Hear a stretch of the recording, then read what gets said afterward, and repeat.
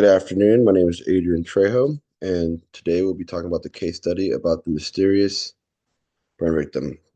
The way I would approach this case study would be by providing pain management, promoting wound healing, and patient education. Those would be the three main things I wanted to talk about.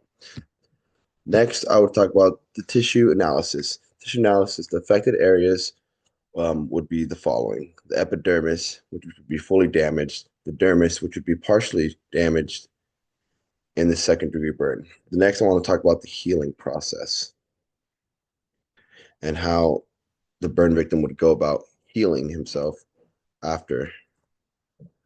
So the first thing would be the inflammatory stage. For the epidermis, after this injury, the skin forms a clot to stop the bleeding, and the cells would be released chemically. And for the dermis, the blood vessels would constrict initially to limit bleeding, as they do to dilate and allow immune systems and nutrients and the oxygens to reach the injured site. The next stage would be the proliferative stage. Sorry about that. This will take 3 days to 3 weeks. For this, the epidermis would make new skin cells and they would start migrating across the wound site. And then for the dermis, it'd be beginning to make new blood cells and it'd form a collagen and a production by fibroblasts starts. Next is the remodeling stage, which would be 3 weeks to a year. For this, the epidermis would be fully formed and it'd thicken, and the skin would begin to regain its strength and flexibility. For the dermis, the collagen fibers would regain maturity and would increase the tensile strength of the tissue. This would fully close, and any excess blood vessels are pruned. Scar tissue may form. The next I'd like to talk about is the care plan.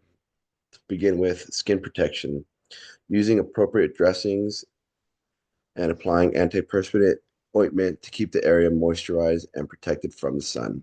Next would be infection prevention.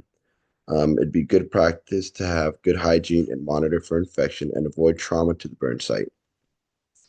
Next would be pain management. Use pain relieving medication and cool compressions to reduce the pain. And scar minimization would be next. After healing, apply scar reducing treatments to any affected areas that may be not healing correctly. Next would be hydration and nutrition. Ensure the patient is well hydrated and consumes a diet rich in nutrients for optimal healing. Next, I'd like to talk about how faith ties a part of this. While faith does not replace medical treatment, it can complement it by enhancing the individual's overall well-being, as well as profoundly influence the healing. I chose the passage from Jeremiah 30:17, which basically says, I will restore you to health and heal your wounds. Basically, what this verse is saying is that God will promise to restore your health and wounds to his people by offering both physical and emotional healing. Thank you. This is the end of my presentation.